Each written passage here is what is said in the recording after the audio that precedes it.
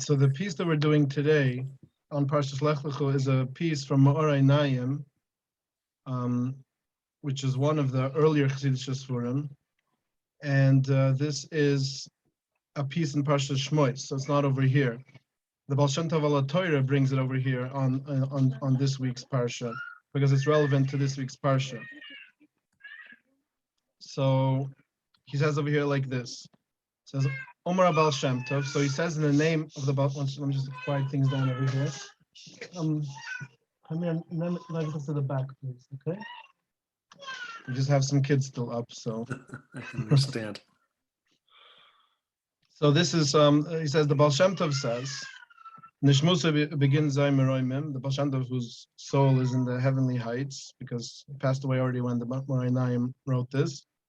And ala pusik, it's on the pusik here in this week's parsha. Hinai no yadati ki isha yafas marei at, where the story is when Avram was taking Surah and they were going to Mitzrayim, and over there, suddenly Avram says that I know that you're beautiful. So it's interesting why all of a sudden Avram just seems to just suddenly now recognize that she's beautiful. There's all kinds of Torahs on this, even not al pi Kabbalah, even on a simple level. You have Rashi, I think, brings one opinion that because the ladies used to actually go veiled, they actually had their faces covered. I guess that was the custom in the Middle East at that time. So he literally never saw her face. Okay, but over here, the Baal Shem Tov is going to say something a lot deeper, a deeper way of understanding this. So he asks, how could he have not seen her until now? Ad achshav. She me'animna, doesn't make sense, right? I mean, you could technically say that even if they wore their faces covered, but at home, he must have seen her face. So he says like this: Avram Avini was a Merkava, was a chariot for Hashem, which means basically what that means is we have this idea. Chazal mentioned this a number of times in the Gemara and the Medrash. It talks about this idea that the Ovas, that our forefathers were like a chariot for Hashem, which basically means that they represented certain attributes in Shemayim. Avram was Midas HaChesed, right? Chesed is one of the spheres, one of the powers that Hashem has. And Yitzchak was Gvura, and Yaakov was Tiferes, right? So each of them represented a certain attribute, a divine attribute that was being emulated by them. So Avram was a chariot for Kavyuchel, for Hashem. A second. Please, Daniel, take him to the back. Okay. And and his mind was constantly connected to the source of the mind in Shemayim. In other words, the idea is that he was connected to Hashem on a very, very deep level, and his mind was connected to Hashem. The Rizal tells us, also in this week's Parsha in Shar HaPsikim, where he deals with the verses in the Parsha, he tells us that Avram had the power to bring in moichin, to bring in a level of mind or level of consciousness into the world. And the idea is, we have the idea, the Medrash already tells us that Avram was discovered Hashem, so to speak. At first realized that the idols didn't have their own power. And then he was looking around, investigating who could have created this world. So the way the Medrash tells us a very interesting parable for this. The Medrash tells us that it was like a person who was walking in the wilderness, and suddenly he sees a beautiful house. And he wonders, and he sees the house is perfect, everything is functional, there's lights on, right? It says specifically it was dolkas, it was bright, it was shining from inside the house. And he sees everything is functioning inside the house, right? So he sees a house that's beautiful and set up and everything's perfect. So he thinks there must be an owner to the house. And the owner comes out and says, hello, I'm the owner. That's the way that the Medrash presents it. So on a simple level, what that means is that if a person looks into creation, looks into the complexity of physics, and now we're getting even deeper into quantum physics, and how everything is so detailed and so complex, and everything's, and in biology, how everything is made in such a way, enzymes bind to receptors, and people get nutrients, all kinds of incredible things are happening. So just like a person was walking in the forest and sees a house and sees it's all lit up, and sees obviously there must be someone who lives in this house. So the same way over here, he realized the world is perfect. So he realized that Hashem created the world. But like I've quoted many times, the San Zeruv, the Divrei Chaim, one of the later Chassidish Rebbes, the grandfather of the first Baba Rebbe, he says a very interesting thing. He says that it can't be that this was Avram's great discovery, that Hashem must have created the world. Because he says that's obvious. Even though a child can tell you that if the world is so complex and so perfect, then that must mean that it has a creator. So that's simple. He says that couldn't have been the extent of his discovery. He says that the point of the discovery is, if you think about it more carefully, what the parable is, it's not that he just discovered that the house was created by an owner. He saw it lit up, so he realized there must be someone living in the house. So he says Avram's discovery was actually more than just that Hashem created the world, but Hashem is ever present in all of creation, and all of creation is filled with Hashem.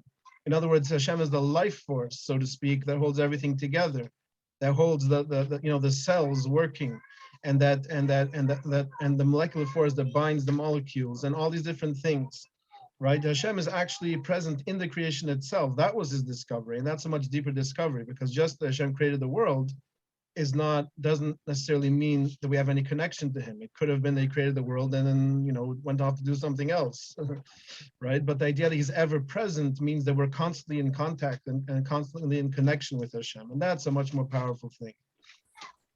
So that's what the Arizal means. The Arizal says that Avram brought a consciousness into the world. He brought, in Kabbalah it's called Moichin de Gadlus, an expanded consciousness.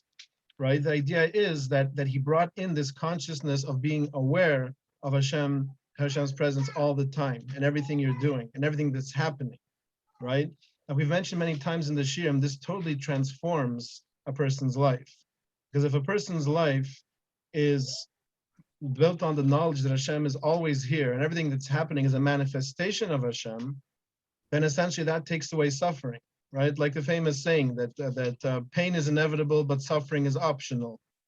Right, the idea is that yes, physical pain is a sensation that we feel, or emotional pain, or mental pain. Right, we experience these things, but experiencing the pain doesn't mean you have to suffer. If you're aware that the pain is just a sensation that's also part of the manifestation of how Hashem fills all of creation, then the pain's not that bad. It's bearable. Right? The resistance is what causes pain and what causes suffering. If a person says, no, it shouldn't be like this is not the way it should be, this is wrong, that's what causes suffering. But if we're aware that it's all good, literally, right, then it's all good. And that's the key. So it's a change of consciousness, right? Like we've mentioned before in the Surim, the Leshem says, and we saw in the Gru, in the Vilna Gaon at one point, right, in the different shirim, we keep seeing this idea popping up, that the idea of even the coming of Mashiach, right, it doesn't necessarily have to require. Okay, someone just asked if I can recap the beginning. Okay, I'll do it in a second. Let me just finish this point because someone just got in now. I'll do it in a second. I'm just finish this point, right? So the idea is that even the idea of Mashiach's coming is not as much, again, there probably will be changes in the nature of reality, but it doesn't matter if it's a change in nature of reality, if it's a change in consciousness, because our consciousness and the way we experience the world, that defines the world. So a person's world can be different if his consciousness is different, right? So Mashiach is going to be a person, we're not denying that, but it's mainly going to be a transformation of consciousness. The world is going to come, humanity is going to come to a greater level of connection to Hashem and to a greater level of peace in their lives, and that will make the entire world look different. If you just think back for a second, like imagine a person who was living in the Middle Ages, who believed in all kinds of superstitions and all kinds of scary things, a black cat means you're going to have bad luck and this and whatever. His world was a very scary world. Those demons that he believed in, regardless of whether they were real or not, to him they were real, and his world was scary, right? When a person has a level of consciousness where he knows that everything's from Hashem and everything's good, then even the quote unquote real pains that we have, right, they could be lessened, and that person could live a life of serenity. Okay, so I'm just going to sum up just for a second, right? What we said so far. We started the Moreh Naim in Parsha Shmois, and it's not that I'm such a big Talmud Chacham that I know that he talks about this week's Parsha and Parsha Shmois. I just happened to see it in Baal Shem Tov al Torah in this week's Parsha. He quotes the Pusik where Avram says that he says to Sarah as they're going into Mitzrayim, now I know that you're a beautiful lady. So the question is, why did you just find out now, right? So then we were saying that the way that the Baal Shem Tov explains it, he started explaining it, and he said basically that Avram Avinu was on a tremendous level of consciousness. So he saw Hashem present in all of creation and everything that was happening. He was the one that brought that idea to the world in the first place, right? And since consciousness is the closest thing to Hashem, because we know that Hashem's name, Yidkai Vovkei, Havaya, right? That name means existence, or it means presentness or consciousness. So therefore, that's where we find him the most. We'll find him in consciousness. So if a room experiences a greater expanded level of consciousness, not only did he experience it, but he brought it to the world, right? So then that allows that when you're on a higher level of consciousness, you're by definition more connected to Hashem. And because the mind of the person, the individual mind, becomes part of the universal mind, right? The mind of Hashem. So he says, Loirua v'haker ba ad achshav betwinas yafya. So it says he didn't realize until this point her physical beauty, right? Also, someone asked, and what does Havaya? So Havaya is Hashem's name Yid Kavuvkai. That name represents existence. That's what the word means. It means to. It's from the verb to be, right?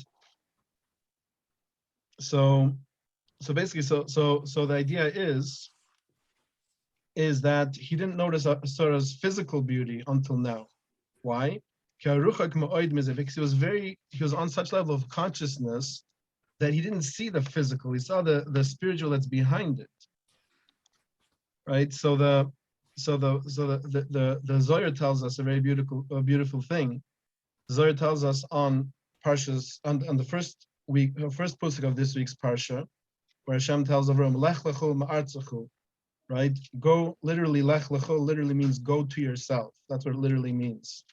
We say it means just go, it's just a double expression, Lech Lecha, but it means go to yourself. And the Zohar says this. The Zohar says that once, because remember, Hashem spoke to Avram at the beginning of this week's Parsha after Avram discovered Hashem. And not just discovered his existence, but like we said, discovered his ever-presence, his immanence, right? So then after that, Hashem spoke to him. And what was the first thing Hashem told him? The Zohar says, Hashem told him, Lech Lechu, go into yourself. Because Avram got almost the whole picture, but he didn't get one little piece of the picture. He didn't realize, yes, the world is full of Hashem's presence in a macrocosm, but in a microcosm, the human being is full of Hashem's presence. The human being is a microcosm of the world, right? As we know, that Chazal say that one person is like an entire universe. And Chazal say that if you save one person's life, it's as if you save the entire universe, right? Because literally the entire universe is contained in microcosm in the person. The Medrash in what's called Ovas de Rab Nussen, over there it says that that literally, like, everything that exists in creation is parallel in the human body. So it says like the trees are like hair, or the grass is like hair. The salty water in the eyes is like the ocean, right? He goes through all these different things. The mucus is like swamps. Literally, he goes through everything that exists on the human body as a microcosm of the world. And so that spark of Kedusha that exists within the person, that's what Hashem told Avram, Lech Lechu, go into yourself and see that within yourself. And then the next word in the Pusuk says, Ma'artzechu, from your land, right? Go Lech Lechu Ma'artzechu, go to yourself from your land. And the Zohar tells us Ma'artzechu means from your artzius, from your physicality, because because the word eretz means the land, the earth, the physical element. By definition, if a person gets on a higher level of consciousness, and when a person realizes that he's a spark of Kedusha, that removes him from seeing the physical world as physical. He's out of Artzach, he's out of the physical world in the sense that he's looking at everything as spirituality, right? So that's the idea over here. So Avram was on such a high level of spirituality, so to speak, that the entire world and everything in it, even his wife, he saw her spiritual beauty. He didn't even recognize the physical beauty because he was beyond that, right? Really, the truth is, Chazal tell us that the whole idea of finding a woman beautiful, right? Chazal tell us it's an instinct that's built in. It doesn't make logical sense. Because the way Chazal present it is a little bit on the rough side. They say like, what's a lady? She's a bag of skin. And it's not just a lady, a man too. But the point is just because they're explaining a man's attraction to women, right? Is a bag of skin holding blood and garbage and undigested food particles and, pus and whatever else is inside the body. And yet the man runs after her, right? What Chazal mean to point out with that is that the way we define beauty and the way that we think that a certain person is beautiful or attractive, it's an instinct. It's not necessarily logically so, because everything is beautiful. The spider is also beautiful, right? People don't like them. Even those little mosquitoes, those midges with the long legs that fly around and they're creepy, right? That's beautiful because Hashem created it. It will be almost heretical to say it's not beautiful because it's Hashem's creation. But yet we don't want to marry a midge or a frog, right? We want to marry a person, right? So that instinct is built into the person, but truly beauty is everywhere. So Avram was on such a high level of spirituality that he saw spiritual beauty. He didn't recognize the fact that his wife was physically beautiful. So what suddenly changed now? That's going to be our question. So he says, the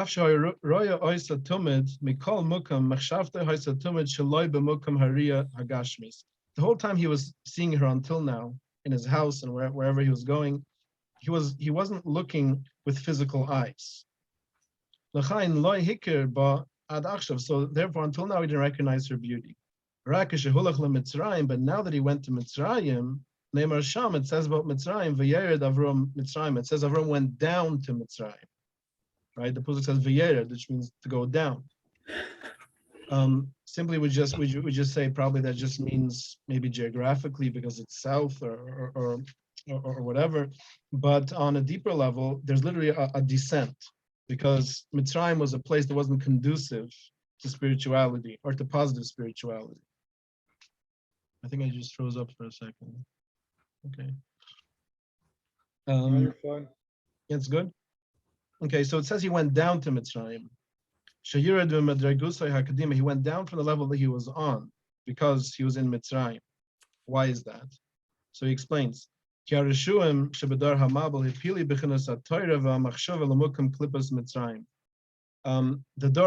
the generation of the flood, they were doing obviously all kinds of things that weren't good. Right? There was murder and adultery and all kinds of things going on. And so what happened was they caused an aspect of the Torah, in which the Torah really means. 1 second, someone asked a question. Somebody asked, are we saying that none of those who lived before achieved this level of consciousness? That's an excellent question, right? Someone just asked, what do you mean? Avram was the first one to recognize this level of consciousness? There was all kinds of tzaddikim before. Odom Arishan, Chanoich, which Chanoich we know he got to such level of consciousness, he transcended physicality, he became a malach, right? He never died physically, his body was transfigured into Rachni. And then Noach, right? So the truth is that no, obviously before there was a recognition of Hashem. Odom Arishan had an even I imagine even a higher recognition of Hashem than Avram Avinu did, because Odom Arishan was originally a being of pure light, right? Before he was reduced to physical after eating from the Eitz Hadas. Because we have this idea that, that it says that Hashem clothed Odom and Chava after they sinned, after they ate from the tree, right? So then it says that he clothed them with or, with skin, with an ayin, which means skin, right? Which simply, on a simple level, it means he gave them some kind of clothing or whatever it is. But the Zohar says, yes, he gave them a clothing of skin, meaning a physical clothing. Before that, they're clothing of or with an aleph, which means light. They were beings of light before the sin, right? So of course they were on an even higher level, right? But the idea is that this was forgotten, because the way that the Rizal explained it, we sort of started in last week's shir, that from the generation of Enosh up until the flood, and then I guess again it happened again after the flood, right? There was a minimization of consciousness, which happened because people started. At first, the way it's explained. At first, people recognized that Hashem is present in everything, and so Hashem is present in the sun, and Hashem is present in the moon, and in the wind, and in the fire, and everything else. Eventually, it got to the level that people were. It's almost like the opposite. They saw the divinity in those things so much, they sort of forgot the root, and they started to see those things as divinities in and of themselves. So that's a big problem, because that's causing a division. Because as long as you believe that everything is connected to Hashem and everything's a manifestation of Hashem, then it's good, right? But once you cut something off and you think something has its own source of power, that's what idolatry really is. Like the Arizal tells us, that anytime you think that anything is a source of power in and of itself, that's idolatry. So according to the Arizal, it's very strict. If you think that your boss is the source of your paycheck, it's idolatry. Right? Your boss is only the shliach, he's only the agent of Hashem that's giving you what you need. And so too, if a person thinks that a doctor is going to save his life, it's also idolatry. The doctor is just an agent. Hashem could have provided that healing in many different ways. Some people go to doctors, some people go to naturopaths. There's different. You just have to remember that everything's connected to Hashem. What they started doing was dividing and separating, and they started. They had the result told us last week's parsha that the whole idea of the tower was that they had all these names of different angels that they were using and binding those angels to their will, to force those angels to send them down what they need without them having to behave properly. They thought they found a loophole, right? They thought that, oh, great, we have angels that we can force to do what we want, so we don't have to. Usually we know that that's midah k'neged midah. If a person behaves good, then he gets shefa, he gets sustenance, and if he behaves, then he cuts off those pipelines. But they found ways around it. So what Hashem did was he just made them forget Hebrew, the holy language, and so then what happened was they were no longer able to tap into those sources, because that's the only way to do it. You have to know the names of the angels to bind them. So it has to do with magic.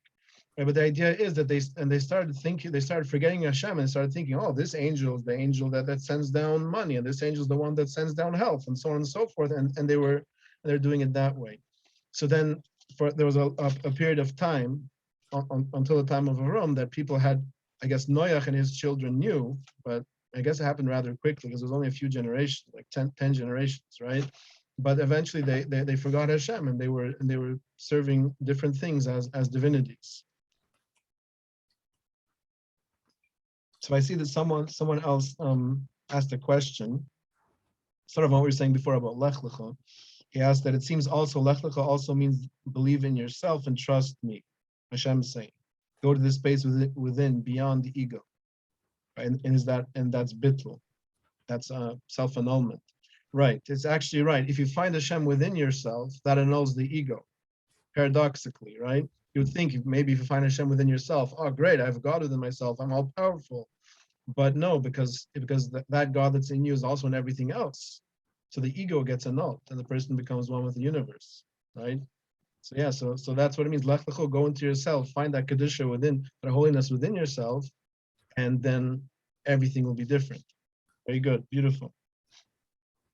Okay, so anyway, so back to what we were saying here, right? So basically the idea is that at that point, Hashem was forgotten, so to speak, and Avram discovered it again, and he brought this consciousness back into the world. But he says, but in Mitzrayim, that wasn't conducive to that, because in Mitzrayim there's a tremendous klippa, there's a tremendous koyach of, klippas is like the koyach of negativity, it's the koyach of the other side, so to speak, the negative forces, which is ultimate separation and division, right? As I've said many times by the Shirim, but since there's a few new people, so I'll say it again, right? Is klippa by definition means a peel or a shell, right? So when you have a fruit that's growing on a tree, this is from the Shem Mishmil, one of the Chassidish Rebbes in Poland, right? So we say when you have a fruit on a tree, then the fruit on the tree, the shell or the peel is so important, right? Because it protects it from the elements, from bugs, from everything that could damage the fruit. It's beautiful.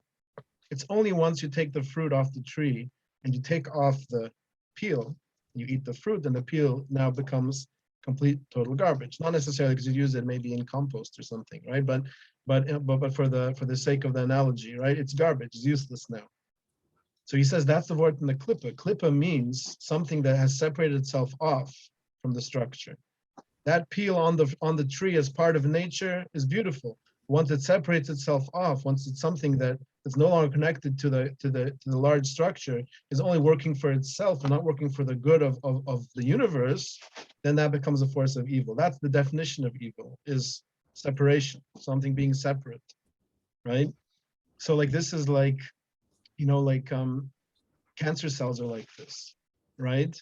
Basically, it's a bunch of cells inside the body that, for whatever reason, I guess mutations or whatever it is, they don't behave like they're supposed to. So instead of doing what they're supposed to be doing, usually the cells know what to do. It's also part of Hashem's incredible system that He created. If a person gets a cut, then right away the white blood cells go over there to disinfect, and then the skin cells start multiplying to fill up the cut. Usually, skin cells don't start multiplying until a person has a huge tumor, right? Chas v'sholem. But that could happen. That's what cancer is, right? It's when those cells don't behave properly and they start making their own thing. They have their own blood supply. It's a whole, they're saying like, we don't want to be part of the system. We want to do our own thing.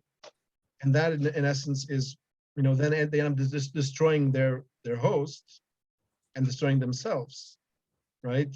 So the klippas, it's almost like the klippas are a little bit like crazy in that way. They think they can leech off and exist independently, but if you cut yourself off from the system, not only do you damage the system, but you damage yourself, right? So that's the idea of the klippa. So, and in Mitzrayim, this was very great because we know that in Mitzrayim, this is famous, not just in the Jewish world, even we find even the Roman historians and the Greek historians talk about this, that Mitzrayim was a place of kishuf, of black magic. They're very into magic. Their gods, essentially, the way that you look at it in these Egyptian texts, their gods were more tools than anything else. And they have in their books of magic, they have like these magical papyri, however you say it, right? These magical texts that they found in Egypt, where the whole thing is about binding these different gods and using these different gods for different things to get this result, to get that result. It's almost like the gods are being thrown around as opposed to worship, right? So it's literally a place of division, of separation, of forces of separation. Because remember, like we said also in different shirim, the idea of magic is very problematic. Because if you look in any of these magical texts, right? So what you find usually is charms for love, to get someone specific to love you, or for hurting someone, harming someone, or curing someone, whatever it is, right? Basically what the person that's relying on magic is saying is, what I want is so important, I'm going to force the angels, force the gods, if they believe in gods, force the demons to do what I want. So they're insisting on that what they want is right. What we do in Yiddishkeit is we daven to Hashem, right? Davening to Hashem means I know that I don't know what's good for me. I'm asking for a certain thing because I think this would be good for me. We know that Hashem has a discretion, right, to say this is not good for you. Just like a father, when the child wants to eat candy the whole day and the father knows it's not going to be good for him, so the father doesn't give him the candy. The child thinks, oh, my father is so mean, right? But really the father's doing what's in his best interest. But magic is almost like the next step. It's like, oh, my davening didn't work, my tefillah didn't work, I'm going to force Hashem's hand. Right? That's literally the ego and division and resistance and inability to accept Hashem's world and Hashem's ways. And that's what it is. And Mitzrayim was full of this. But he says a little bit even deeper. He says that what a klippa does, being a shell, is it traps Kedusha inside, right? So the idea is that the Rizal tells us in Parshas Bahar, in the Likutei Torah over there, there's a piece, I think we did it last year, Parshas Bahar. It's where everything comes from, but this whole idea of our whole purpose here in this world. Basically, our purpose here in this world is to elevate those sparks of Kedusha that are trapped in the Klippa. And the Klippa manifests as the physical world or the illusion of a physical world, right? And so when we take an apple, let's say, that apple is a physical thing. There's a Klippa there, there's a shell. I don't just mean the peel of the apple, the entire thing is an illusion that conceals godliness. And so when a person makes a bracha and he eats that apple, right? And what happens is that apple, the physical part of the apple gets processed by the body and the nutrients get taken out and the waste gets eliminated. But the spiritual aspect of it, that holiness that keeps it in existence, so to speak, is elevated. And that's what we do with everything, all the mitzvahs that we do.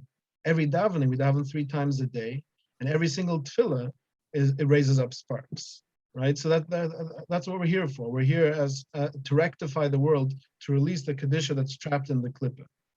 And so in Mitzrayim, he tells us that an aspect of the Torah was trapped within there. And he's going to explain what this means. He says, that's why the Klal Yisrael need to go to Mitzrayim, and to bring out those nitzaitzes, and to bring those nitzaitzes back to their source, those sparks of holiness. And so the reason we're told that, it says that you're not allowed to go back to Mitzrayim. After the Yidden left Klal Yisrael, Hashem said to them, you're never going to see this place again. So some people understood that to be an actual prohibition, that you're not allowed to actually travel to Mitzrayim. Obviously, there must be leniencies because we know that the Rambam and even the Rizal lived in Mitzrayim in their earlier years. The Rizal in their earlier years, the Rambam in his later years, right? But whatever. But the point behind the idea is that you don't need to go back there because we're done. We're finished with it. We elevated that as much as we could, and now there's nothing left to elevate there. The Rizal tells us this is why Klal Yisrael are sent from place to place. We're sent to exile, right? And we were exiled from one place to another and one place to another. They threw us out of one place, right? The Inquisition, the Crusades, the Holocaust. We were thrown out of different places. And we moved to different places. So then the Eden ended up in Shanghai, to raise up the Nitzaitzes in Shanghai, and we're here in North America to raise up the Nitzaitzes, the sparks are from North America. So and it's Hashem guides this. This is why people ask if they should make Aliyah, they should go to Eretz Yisrael. I say it depends. Like some people should, and some people need to be in other places to lift up those things in those places. So I say you have to see how Hashem guides you. If Hashem is guiding you in such a way that it seems to be setting up in such a way that you could do it, so then that's your destiny.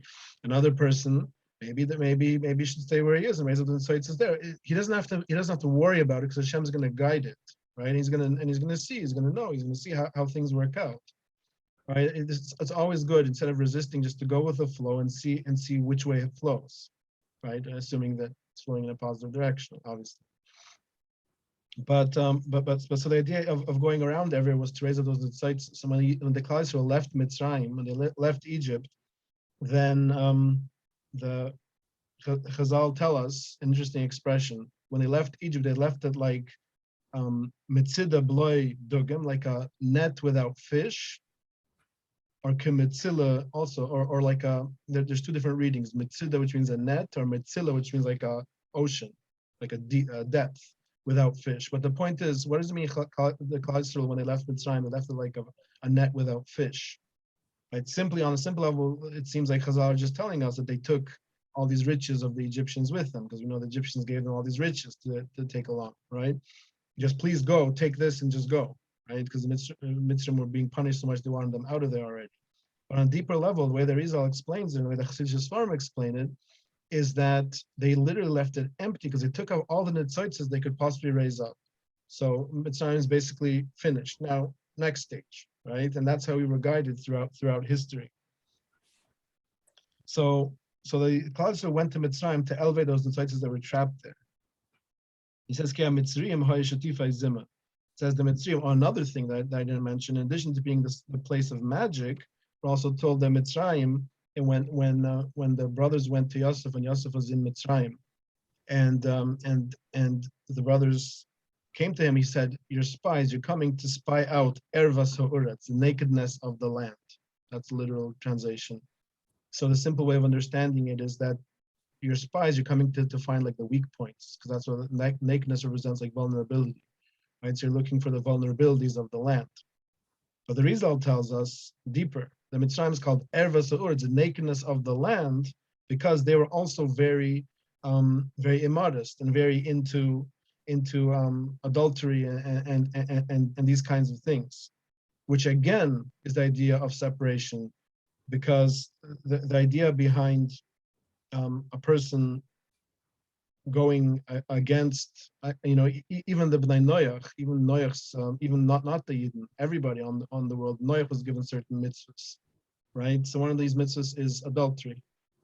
So the idea of adultery is basically the person saying, assuming he has a wife, it doesn't matter, because the problem is if she has a wife, right? If the person he's going to be intimate with, she has a husband, right? So the idea is that the person thinks, I want this so much that I'm willing to ruin that whole person's marriage and ruin it and ruin their whole life because I want this so badly, right? So again, ego, right? Not being able to let go, insisting that a certain thing has to happen. It's again separation and division, right? It's again cutting off from the source.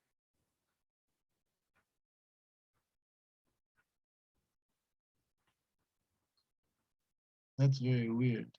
Oh, someone just told me that there's two people that have the same name here. I have no which one? I'm confused. Which one are you? Oh, the other one? Okay.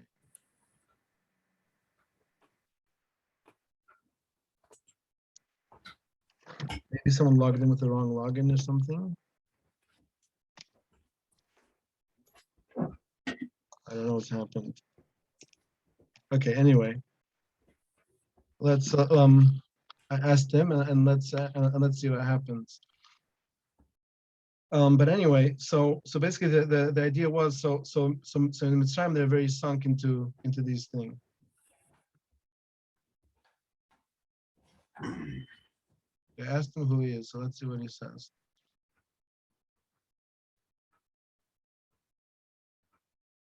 Anyway, right? So he says that they were sunk into adultery, into these kinds of things, and he says, and the source of this comes from ahava, it comes from love, right? Because we know that the reason why a person has any kind of relationship, right, is because of love, right? So a person is allowed to love his wife, the person he wants to be his wife, and marry her, but you can't love someone in that intimate kind of way that's someone else's wife. It's the power of love, but it's being used in the wrong way, right? It's being used from an idea of connection, an idea of spirituality is being transformed into a love that's not proper, right? That's not allowed. So that's the klippa that the shell, the peel, so to speak, that covers over that ahava. And he says, "Shenafli sham Torah shehi b'chinas chesed." And he says, and the Torah is essentially ahava. The Torah is chesed. The Torah is Hashem's love. He says, "Shekusa," as it says in the pasuk, "The Torah is chesed al l'shoina," where we say in Aisha's Chayil, we say that the Torah of chesed is on her tongue, so to speak. Right, when we're talking about the Aisha's Chayil, which represents the Klal Yisrael, right? So we see that the Torah is called chesed. The Torah is called love. Because the Torah, essentially, if you think about it, even though some people don't look at the Torah this way, because some people look at the Torah as a very legalistic thing that's full of all these ways of, so to speak, of controlling us and making us do certain things. They look at the Torah almost like it's the opposite of chesed, like it's gvirat, like it's judgment, right? But the idea essentially of the Torah is that Hashem is giving us a way to connect to Him, right? And connecting to Hashem is the ultimate love. The Torah is essentially about love. Now, yes, that means that there's certain restrictions, certain things that we have to follow, right? At the same time, we have to know that that's always the way it is. In a relationship, when two people want to get married, they want to have a beautiful relationship, they're also going to have to follow certain things. They have to make certain compromises, right? If a person always does what he wants and not what the other person wants, then that connection is lost. The idea of love always comes with its guidelines and its restrictions, right? So Torah is compared to like it's like the ksiba kaviyuchel, like the marriage document between the Klal Yisrael and Hashem, right? So the whole idea of the Torah is chesed, it's love. And he says, "V'Yisrael hayed alayhem akusev sheloi nechshli b'midazi shel zima k'mo shekusev harivayni v'hashemoyni hay mitzad zeh v'yid mitzad zeh." So we have this idea. Rashi brings this down on where it talks about the shvutim in Parshas Pinchas, and it says harivayni, the tribe of Ruvain, v'hashemoyni, and the tribe of Shimon. So Chazal explained, Rashi brings this down, that there's a ha at the beginning, ha rivaini, the ha shemoini, and there's a yid at the end. A ha at the beginning, a yid at the end. Oasis of Hashem's name. Chazal explain what that means is Chazal say that means that the Klal Yisrael are by definition bound up with Hashem, right? And again, like we said at the beginning of the piece, if someone's bound up with Hashem, then he doesn't have to worry about anything, and he doesn't have to fear. Right? He still has to obviously take care of himself and do what's necessary to do, because Hashem expects us to do our part too, right? Not just have a free ride. But the idea is that we're always connected. And so because of that, the Klal Yisrael weren't so pulled down, even though they were pulled down to a certain extent in Mitzrayim by what was going on there, right? It influenced them, right? To the extent even that the Medrash says that when they wanted to leave Mitzrayim and they were by the Yam Suf, Hashem told the Yam to split, right? And the Yam said, "Why should I split for them more than for the Egyptians?" Right? He said, so it seems like that they actually did fall quite a bit. But that inherent condition they had, that they inherited from Avram Avinu, prevent them from sinking all the way down and becoming totally lost in that klippa. And the opposite, they're able to come out of Mitzrayim and take out netzitzes, take out sparks from that klippa that's there. So he says, they were able even to take that love, which was in Mitzrayim, but over there was being corrupted and misguided, right? They're able to take that love, that kedusha that's inside, and raise it back up to its root. La Torah, shnikras chesed k'omer, to the Torah, which is the real love. And so because of this, they were zoicha, they merited to receive the Torah not too long after leaving Mitzrayim, right? Of course, we know that there was a whole avoid in between, because we know that from when they left Egypt till they got to Har Sinai, till they received the Torah was 50 days, right? That's the whole idea of Shvi as being 50 days after Pesach. So we count the Omer, right? So we know that there was a certain process of growing spiritually at that time. And okay.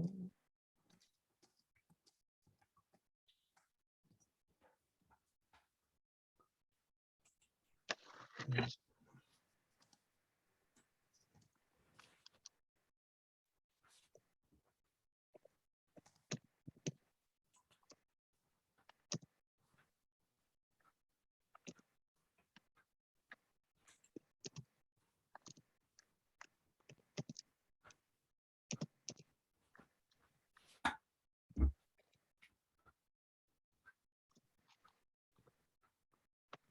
Okay. And just something going on the side. So, but we're going to try to focus. I just sent the other person a message, so we're going to see what happens. But okay. So anyway, so the idea is that they were able to receive the Torah afterwards. They're able to take that kedusha that was concealed in Mitzrayim and take it out. So that was when the Klal Yisrael were in Mitzrayim afterwards. But in the days of Avram, that tikkun wasn't accomplished yet. The Klal Yisrael had to all go there together to raise up those netzitzes. Avram Avinu alone couldn't do it, even though he was on such a high spiritual level. Because again, one person being on a high spiritual level, it doesn't cut it, because the person has to become part of everything. We know that the reason why every single yid has to do mitzvahs, every single yid has to daven, and it's not just, we don't just say that. It's not like on Yom Kippur where only the Kohen Gadol did the avodah, right? And davening is something every Yid needs to do. The question is why? Why does every Yid need to do it? Because every single Yid is a different aspect of this great, tremendous system. It's called the Klal Yisrael, right? And so because of this, every Yid has his own Torah and has his own tikkun that he can make. What I accomplish with my davening is you can't accomplish. What you can accomplish with your davening, I can't accomplish, right? So we need the whole Klal Yisrael there together to raise up all those multi-dimensional nitzotzos. Avram Avinu alone couldn't do it yet. So because of that, Lekach b'voy Avram l'Mitzrayim, Yered b'madrigusos, and Avram was went down from a level, so to speak. He went to Mitzrayim and he lost some of that consciousness because of that powerful dark energy that was there. And it's what started to happen was, as he started to have, the clippers are starting to sort of attack, so to speak, his holiness. Right, and that was an aspect of the Shiras HaKailim, right? The Shiras HaKailim was essentially the creation of the Klippa. That is something that happened before the world was even, the physical world was even created. In Atzilus, there was aspects, the lower seven spheres of Atzilus that broke and fell down to the lower worlds. That's really what created the Klippas and what created the lower worlds, right? But so everyone started to be affected by those forces that were there. As the Pusuk says, Sheva Yipol Tzadik V'Kam, that a tzaddik falls 7 times and gets up each time, right? That's what it says in Mishnah. On a simple level, it just means that a tzaddik can fall 7 times and that never gives up. He always goes back. The reason why the number 7 is there, though, is because those 7 lower spheres of Atzilus are what broke, right? So that's the idea that a tzaddik can sometimes get affected by the klippas that are being created from these 7 lower spheres. Right? So the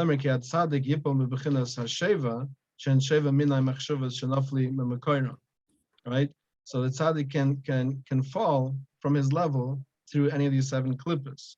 But since he's a tzaddik, he always gets back up. In other words, even if a tzaddik does get affected, and really the other chassidus sforim like Noam and Melech and these sforim tell us that it's really more than that. The tzaddik is supposed to fall, because if the tzaddik remains on his high level, he can never raise up those nitzotzos that are down in the lowest places. So a tzaddik falls, and then he's able to get back up, and when he gets back up, he's not back where he was before. He's even higher because he's actually elevated part of the world with him, right? As he rises. Miyachad l'sharshan. He connects everything back to its source. The Makar Machshava Shenikra Chachma B'chinas Achois.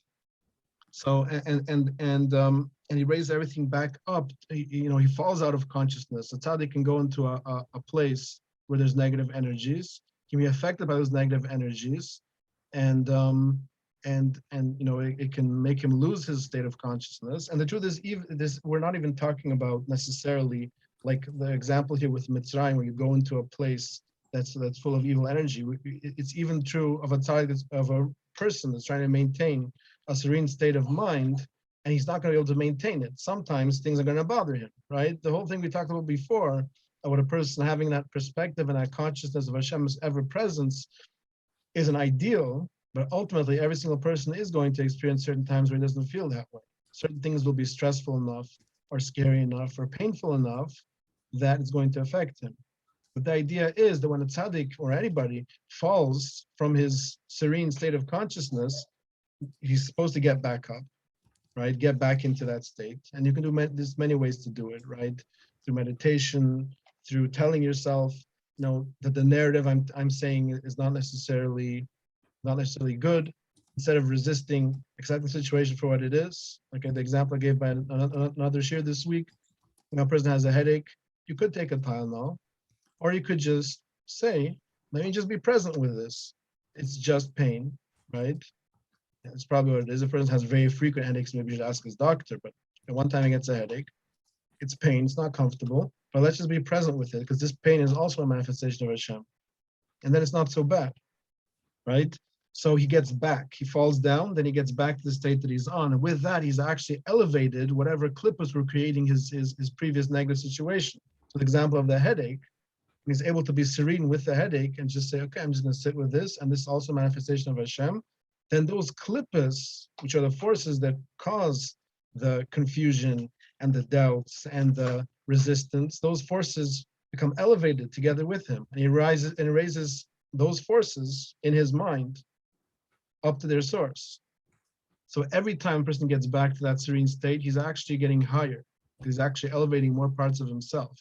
You understand this psychologically too, right? A person deals with certain, a person has many, Baruch Hashem, we're not schizophrenic, but people have many different parts of their personality, right? There's this whole psychology system called internal family systems, IFS, where it basically talks about that every single person has within themselves different vulnerable parts, and then those vulnerable parts have protectors that protect them, and you can talk to those parts, or the psychologist can talk to those parts, and get that scared child past his protector, and say to the scared child, you don't have to be scared anymore, and it actually helps the person, right? So that you can understand it this way too. When a person is able to get back to that serene state, comfort to those different parts of him that that have a reaction when certain things happen, then he's able to elevate himself to even a higher state. And that's the idea. And then his avoida becomes that much more meaningful. And he says, I'm just looking at my notes here. Right. Okay. I spoke it already. So he says, "V'chayin Omer, and I know you doubt is." That's what he said now, Avram. That now I know that you're beautiful. Kinafalti madregusi, because I fell from the place that I was on. When we came to Mitzrayim, I sort of fell from that level of transcendence and connection to Hashem that I had before. Until I saw that, oh, you're a beautiful woman in the physical sense, because sort of lost that for a minute. Right? Which was not so before. Limit law das le'nutzel mizeh. B'mukam hazeh she'mitzrayim al she'nemar no achoisi at. He said, say that you are my sister. That's what he told her to say. On the simple level, it's because he didn't want, the Mitzrayim to kill him in order to marry her. And that's what he was scared about. I see that you're beautiful, so the Mitzrayim will see you and they'll want to kill me to take you. So say you're my sister. That's what he told her. Right? So then, but the way the Baal Shem Tov is saying it over here, it's actually deeper than that, because the idea is that sister refers to the idea of consciousness, of mindset, because it says in the Pusik in Mishle, Emer Chachma achoisi at. Say to Chachma, say to wisdom, you are my sister. Right? So we see that sister represents wisdom, represents a certain mind state, a certain state of consciousness. So when he said to her, say you're my sister, what he said to her was, what he was really saying to her is, even when we're here in Mitzrayim, and even that I fell from my level, and even that I'm looking at your physical beauty as separate, and I lost that level where I was on, where everything was divine and everything was holy and everything was beautiful. But there is a way to come back, get back to that state of consciousness. Remember that you can rise back to that state. When you rise back to that state, you actually elevate everything together with you when you rise to that state. Right? So that's basically the gist of it. When he says perish lechas b'chinas achoisi, he told her, grab onto that achoisi, sheyachacham, which is chachma el yaina, ka'umar, as we said, v'azam echshava shebe mitzrayim sheboi loy. So all those challenges they had in Mitzrayim, when he fell from his level, that was only to help him elevate himself even higher and elevate the world with him. And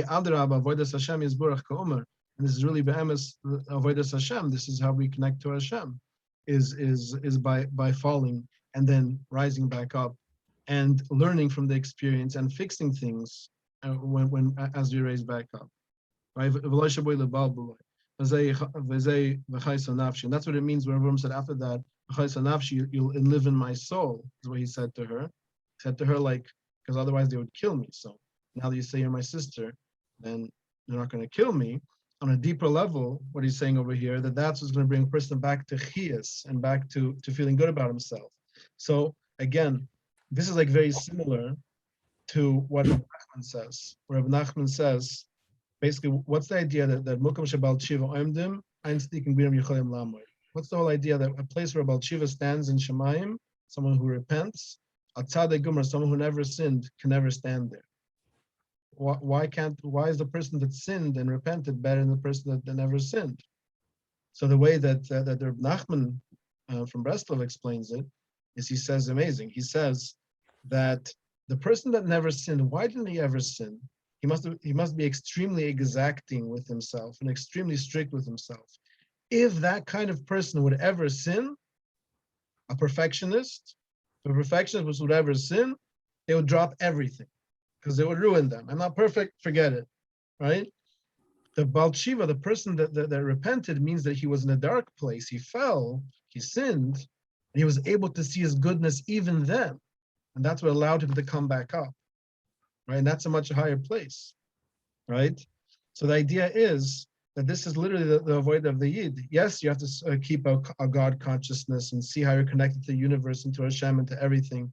And you'll fall from that, you should know, because you're not perfect.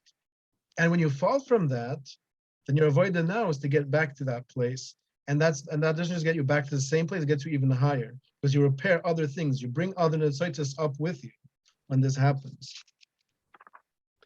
I just want to finish off with, he also quotes here in Baal Shem Tov al Torah, he quotes a piece from Keser Shem Tov. I'm just going to, from Tzivas HaRevash, from Tzivuas HaRevash, from another one of these texts from the Baal Shem Tov. He gives us advice on how to look at the world and what we should do if we happen to see a beautiful woman. Okay, so he tells us like this. Short piece, we'll finish off with this. Tells us, this is how you should conduct yourself with your gazing, with looking at the world. If you happen to look at a beautiful woman, right? Again, Chazal tell us that we're supposed to try not to look at beautiful women because it might tempt us to do things that we're not supposed to do, right? You're allowed to look at your wife, but shouldn't look at other women, especially married women, but in general, right? But if you happen to, because that happens, right? People walk down the street and you see a woman that's beautiful. So are you supposed to think, oh, I'm so terrible because I looked at a woman and now I'm all, that's not what Hashem wants from a person, right? You shouldn't become sad and become depressed, right? So what should he do? He says, he should ask himself in his mind, where is her beauty coming from?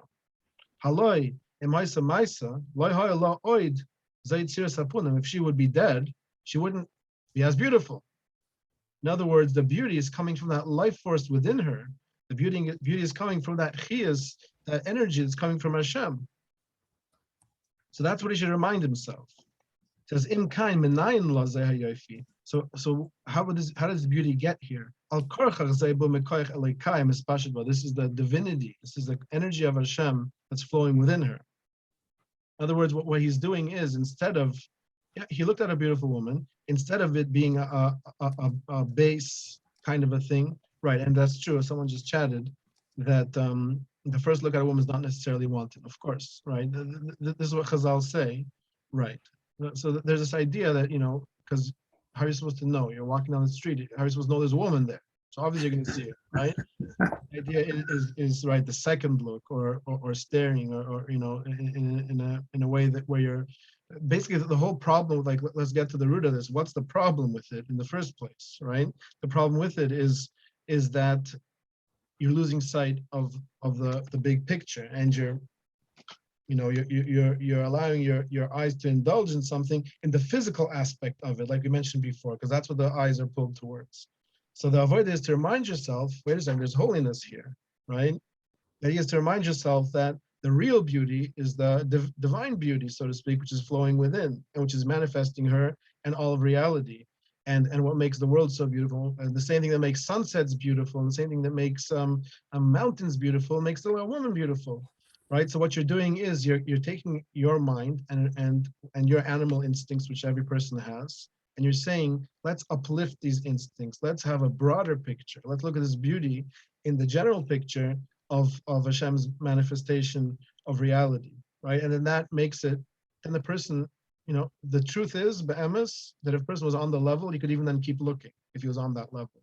like we're told by Chazal. The Gemara says about Chazal, that there was one Rebbe that used to by the chasna used to pick up the kala and carry the kala around the bride, right?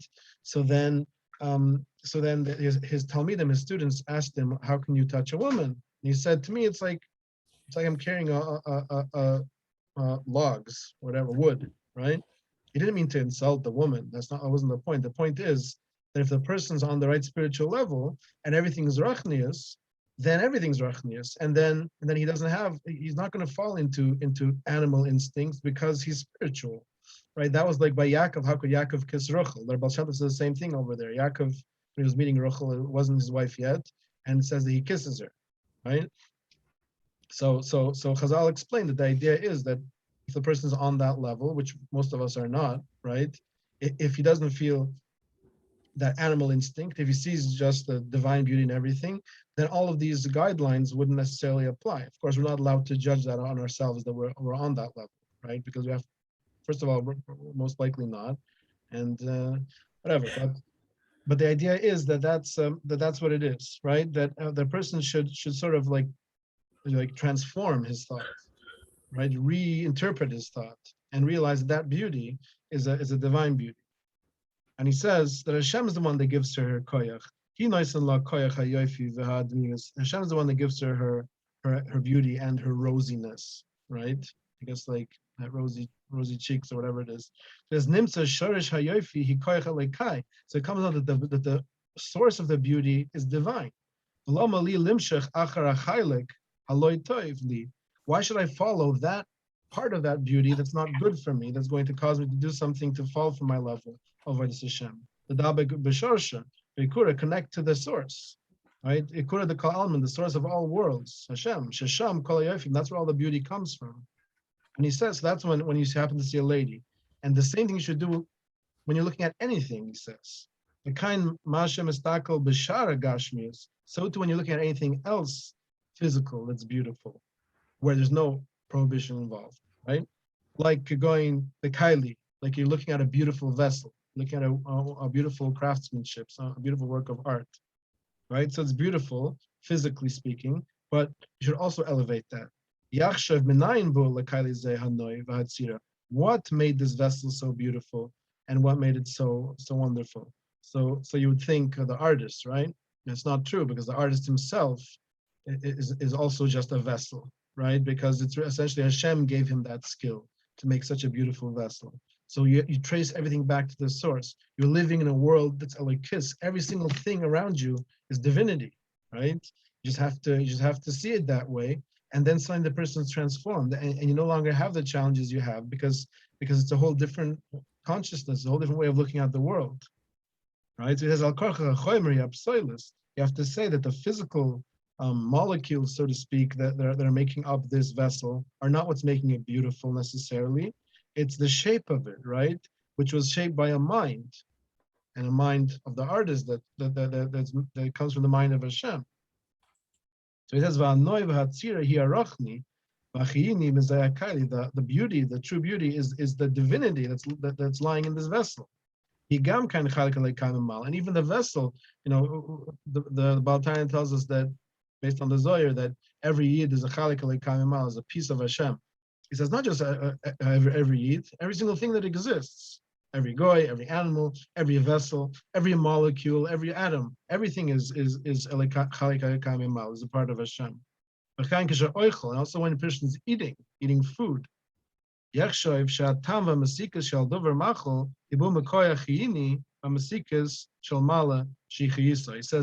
the taste and the delicious taste of the food, also, you don't have to, you can appreciate it. I'm not saying don't appreciate it, but you don't have to just enjoy the physical taste on your taste buds. Realize that taste is an expression of Hashem. Hashem put into these foods these amazing tastes and textures, right? That we should have a variety of things to eat. The thing, imagine Hashem created as we eat cardboard or sand, right? We have such a variety. It's all Hashem, right? So then you're connecting that food also to Hashem, right? It's all coming from koyachini. It's coming from the life force from Hashem. Amasikas shalmala, and that sweetness is coming from the sweetness of Hashem, which is a life force, right? If And he tells us you shouldn't just think in the animal kingdom. In the plant kingdom, there's life. That scientific definition of life is, cells and cellular processes. So there's a life force in an inanimate object also.